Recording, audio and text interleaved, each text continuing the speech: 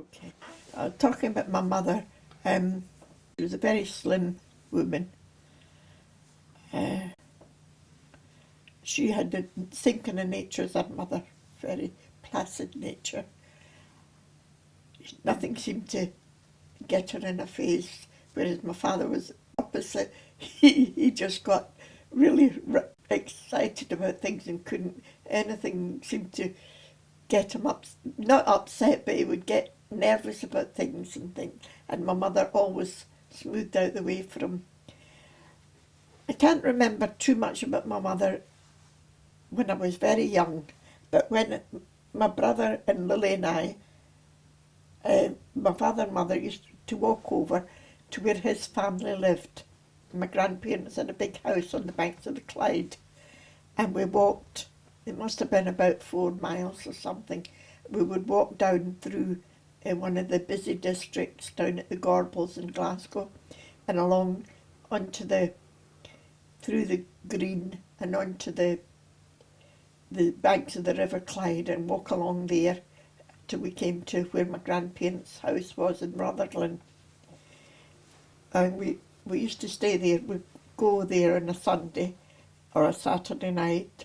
Saturday night we often went down to the Gorbals, where there were a lot of shops opened late, and we would all get some pocket money to spend there.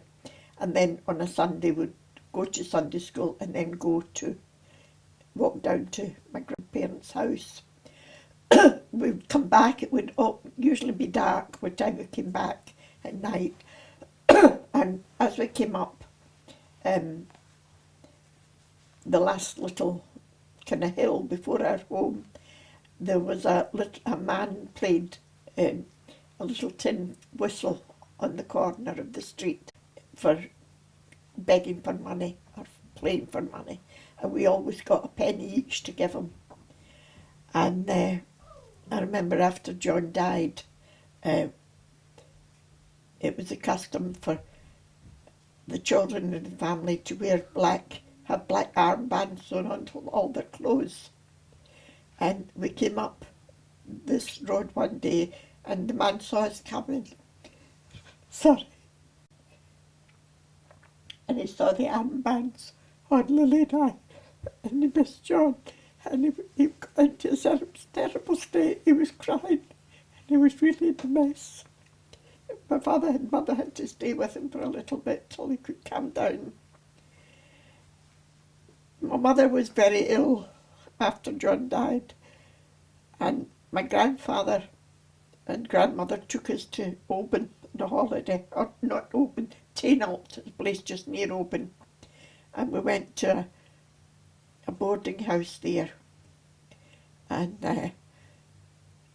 the women that owned the boarding house went on holiday the day after we arrived. My grandfather had paid her the money for her keep, and she just left a maidservant to look after us. And the maidservant didn't make much food. And as I said, my grandfather was very fond of his food. And every night we got a piece of cheese for our tea at night. And it was the same piece of cheese because none of us liked it. And eventually my grandfather put it in a bag and took it out and threw it away. And he said he would never ever pay anything like that again. One thing my mother did to help Lily and I to get over John's death, because where we lived in a room and kitchen flat, and my mother and father slept in a set-in bed on the wall, and Lily and John and I slept in a double bed in the room. And we'd been very close. He was supposed to sleep at the bottom, but as soon as the door was shut, my mum and father had gone, he came up to sleep between Lily and I. So we missed him very much.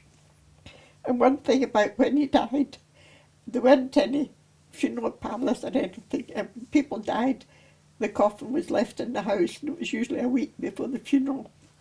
And his coffin was laid at the bottom of the bed, but Lily and I went to sleep in the kitchen so that we weren't asleep with the coffin. But remember the day of the funeral, we had to go and kiss him goodbye.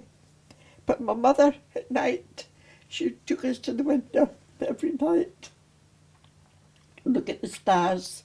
And if we could see one twinkling, she said it was John. And we could always see one that did this. So every night we waved good night to the star. I'm sorry for getting a bit emotional. So she made it easy for us.